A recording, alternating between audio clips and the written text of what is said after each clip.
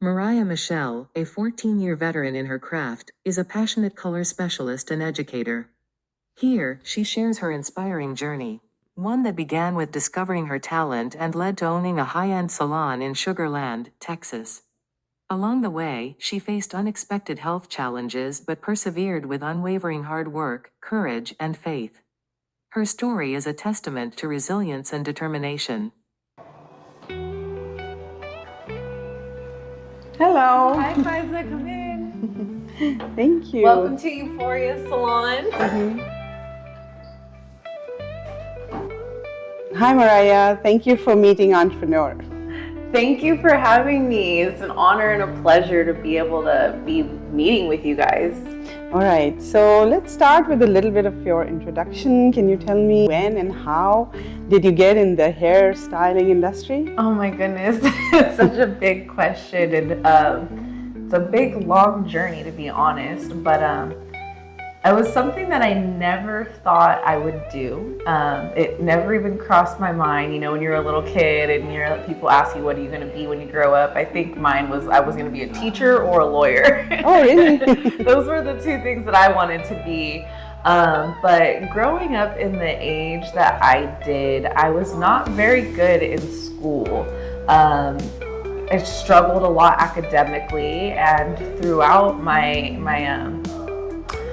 youth, all the way through high school, like I barely made it. And at that time, it wasn't a lot of special programs for people that just learn differently. Yeah, like artistic people. Not like there was just it was either like you either needed special programs or you did it. It was a flunk or with it. I don't even know how that goes. Right. But it was a situation where you just like you don't get the assistance that you needed. So I went through most of my high school, junior high, elementary, just kind of thinking that I wasn't smart, and I did succeed in everything artsy, all my art programs, all my PEs, anything that required multiple ways of learning. I definitely excelled in. Unfortunately, outside of 5th grade, I just went through school just struggling. And when it came time to graduate, I began to, realize that being a lawyer might not be my career path. And being a teacher, there was a lot of schooling and training as well that just didn't seem suitable for me. And the idea of going to college was just so overwhelming because I struggled for so many years. I felt like I needed to breathe. So despite my parents' wants, I did not go to college, and everyone was like, you need to get a job. You need to do something. And I enjoyed coloring hair and doing nails and lots of beauty things. And it was just the funnest thing for me. It was a hobby. And someone made a comment saying, you're really good at doing this. You should get paid to do things that you're good at. And that phrase, like those words were like, at 19 years old, I was like, oh my goodness, you should get paid to do things that you're good at. I'm so good at this. I love doing this. And before the week was done, I found myself at the local beauty school, and I was, looking at all the different options, and there was different levels of beauty schools. And I was like, you know what? If I'm going to go to beauty school, I'm going to commit to it. I'm going to find the best program. I'm going to, put top dollar, give my all, and I'm going to go to beauty school. So I did, and I discovered in that journey that going to beauty school was just everything that I needed. Like all these years I struggled with learning, but really I was in this environment where I was physically like doing these actions of cutting hair, and I was, studying the bookwork, and I was, having practical application to things that didn't seem like they had a practical application. And all of a sudden I loved learning. I never loved learning so much, and I had so much joy applying the things that I was learning shortly after. And I was a little bit of a rebellious child, struggled quite a bit, just, getting up, getting out, and, just being on time and structure. The institute I went to was very, very strict on their rules, and ultimately, I had been told that I was going to be let go from the beauty school, and in order to be accepted into that beauty school, to be maintained my place in that beauty school, I had to write a letter to the board and to the district and like all these people that really, really, really, really explained why I felt that I deserved to be able to be a part of the program, what it meant to me and my future, and what I saw my career in this industry to look like. And once they reviewed that letter, they then had to decide whether or not I was going to be able to continue. And this was the most important letter for me at 19 years old. I had to foresee my future in this career and this industry, and it was like I had to really, really dig deep, and I wanted to see it come true. And so that letter for me was very, very heartfelt. Made you introspect.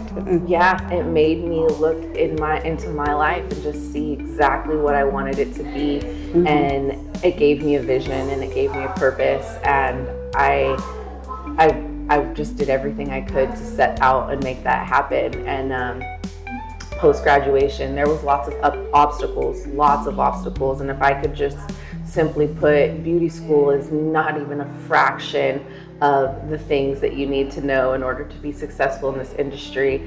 But also with that, getting a cosmetology license, it's a license to be able to do hair, but the industry, the beauty industry with the cosmetology license is endless. It is so endless. There's editing, there's live stream, there's movies, there's makeup, there's hair, there's weddings, there's special events, birthday parties, like all of these everyday lifestyle things. Big, huge corporations for, the editorial version of stuff. Like someone has to plan and design and put all those together, and people making color, buying color, selling color, that all of it requires. It's a huge industry. It's a huge industry. When you get into the world of cosmetology, a lot of people are independent contractors, and starts the entrepreneurship. Right.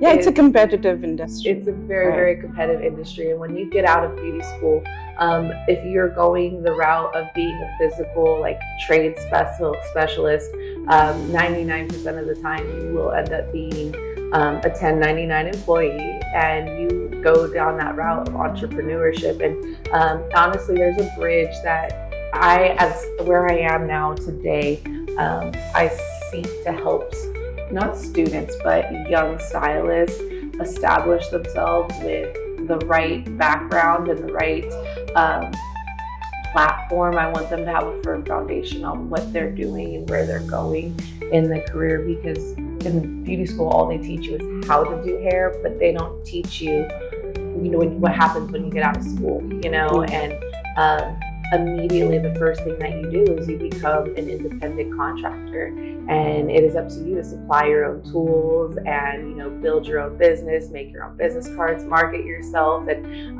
one of my very first, I have a very long journey to getting into the salon, but I will say this: 22 salons I went to.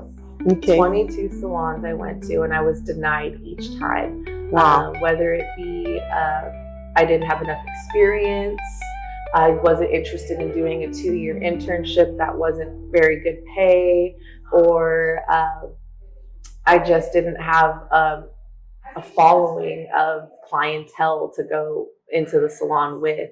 Nobody wanted to start from scratch with me. They didn't know you.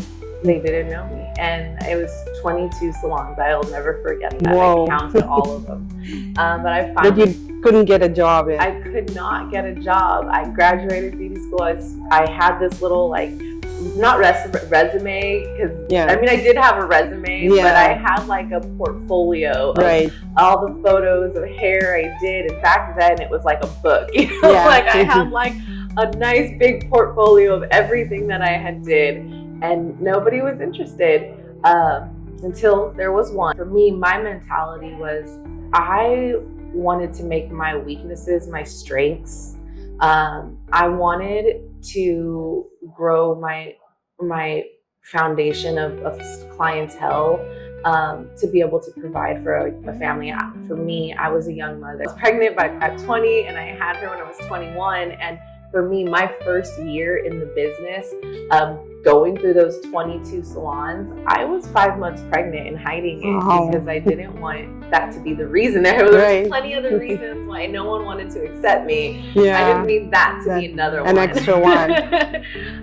So I did keep that. But my thought was, I need to make myself profitable as soon as possible. I have a child that I need to raise and all of those things. So I did something that at that time, I don't know, I did it's called a Groupon. Mm-hmm. I did a Groupon, and it was a really, really hard transition for me and for a lot of people to do. With services that allow you to advertise this way, you had to discount your services.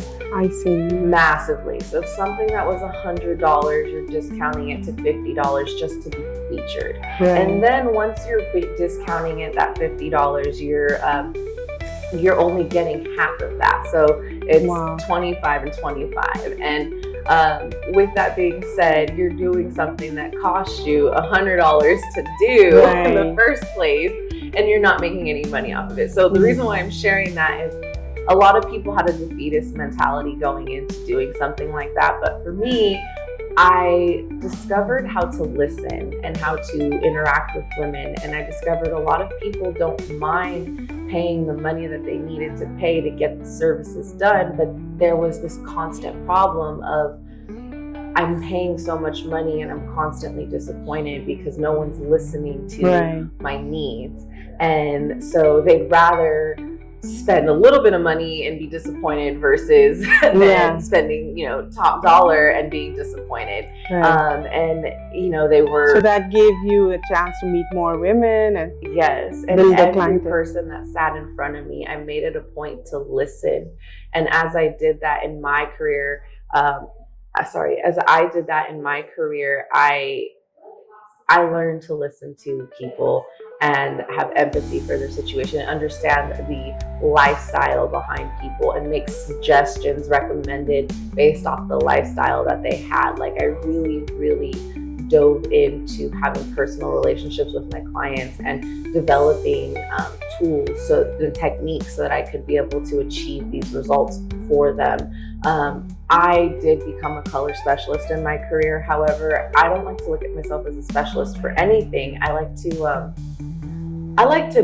think about it as, I like to learn, I like to educate myself, and I like to constantly educate myself.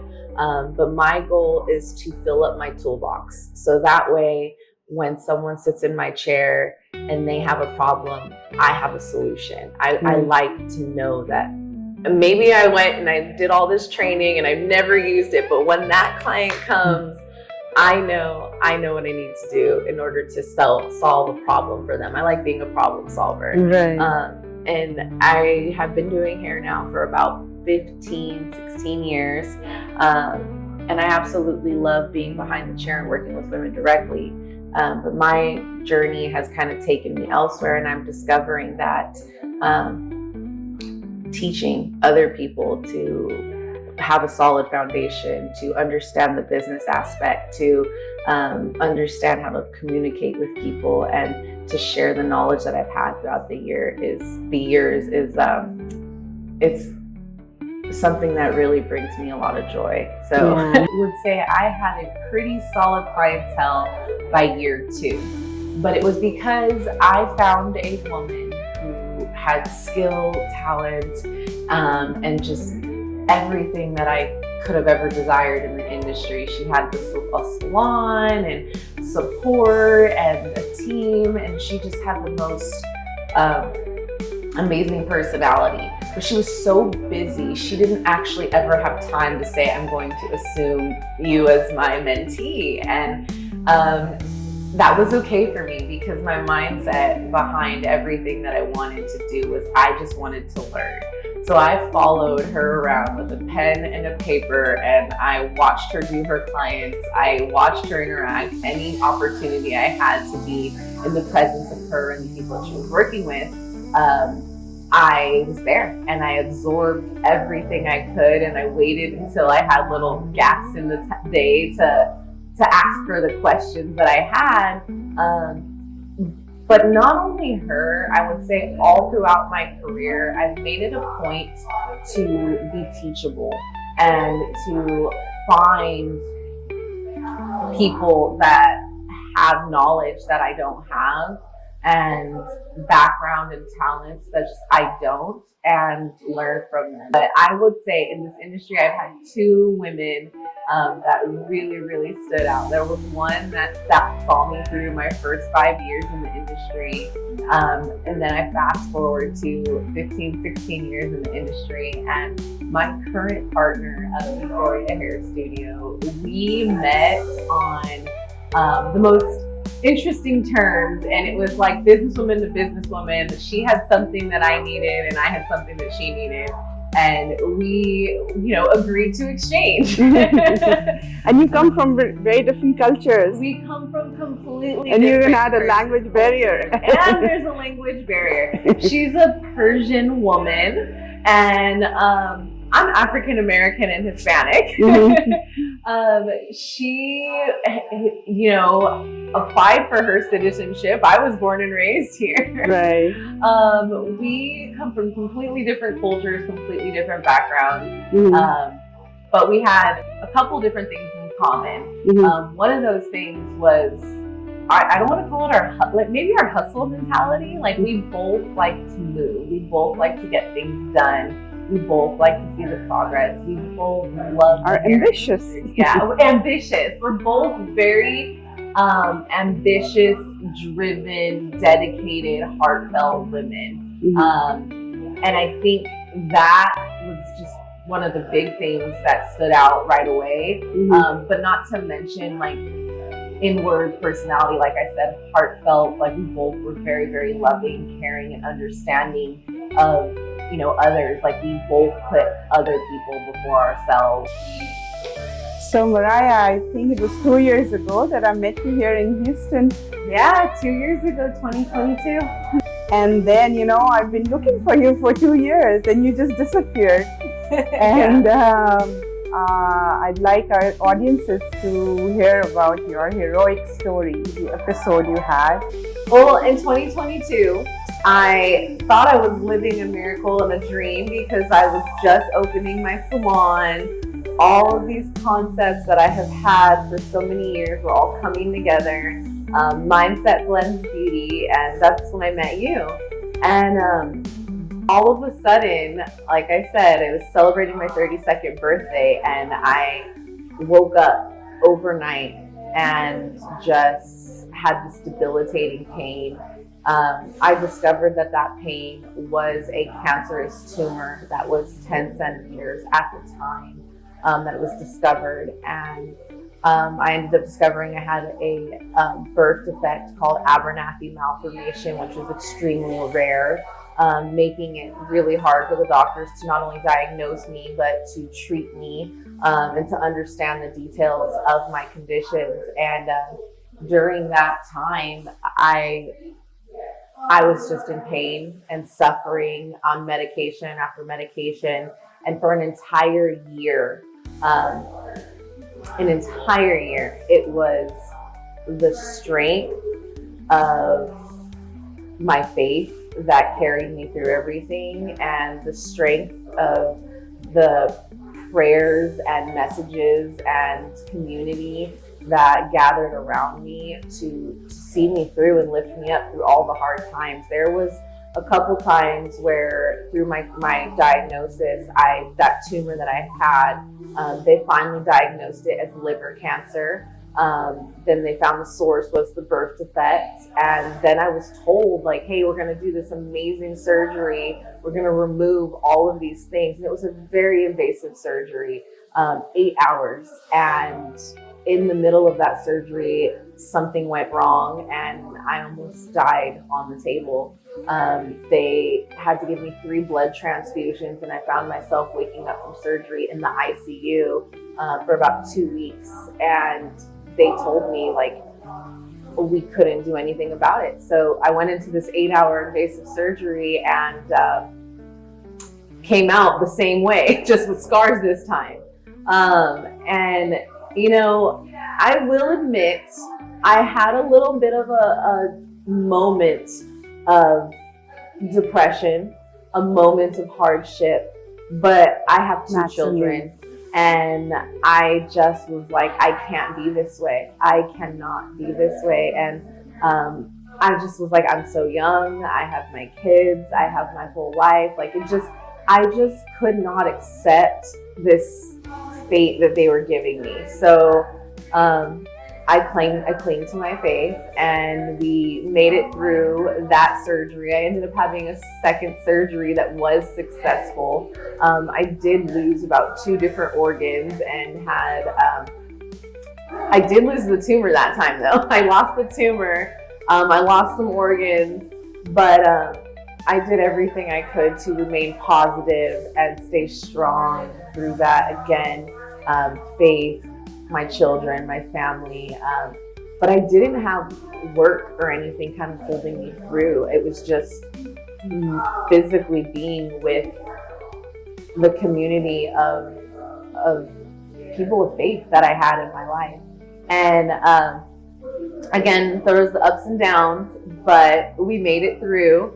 And in July of this year, 2023, a year later, I have had 4 surgeries. I now have 5, but by June I had 4 surgeries.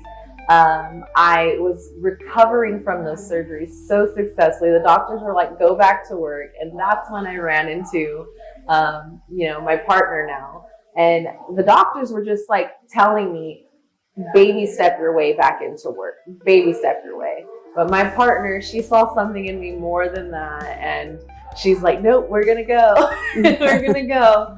But what I'm going to say is I was getting to a point of hardship, just trying to, wake up every day and do everything, and realize that there was a lot of things that I couldn't do. And it was starting to weigh on me. And I didn't realize that my career, the thing that, made me an entrepreneur, brought me so much joy. The doctors were like, go back to work. Yeah, it kept you going. Yeah, it did. My doctors were telling me to go back to work, and I tried getting into other fields. Mm-hmm. And when I went to get into other fields, I was like, I'm a very employable person, but I could not get a job. Again, divine intervention. But I could not get a job. And finally, my friends, my family, were, Mariah, go back to doing hair. Go do hair.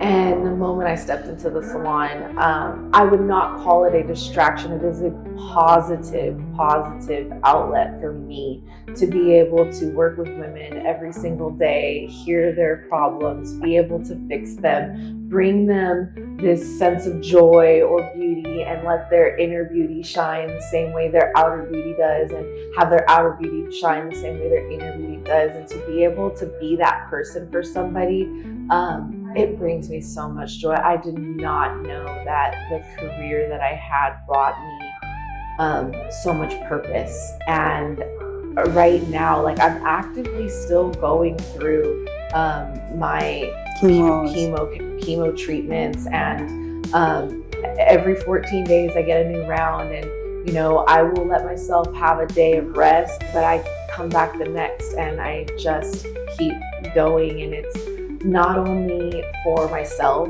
but it's for my family and for all the other women. And for all around the other women that are around me. Like, I want to be a pillar of light for the girls that I work with, the men that I work with, the women that I get to be an influence to. And like, even the ones that are sitting in my chair and the ones that are standing behind it learning from me, it brings me so much joy. But even more, I feel like I have a sense of purpose in everything that I do. I want my actions to lead by example and be able to impact others in the way that they choose to handle things or work around things. And Thank you so much, Mariah.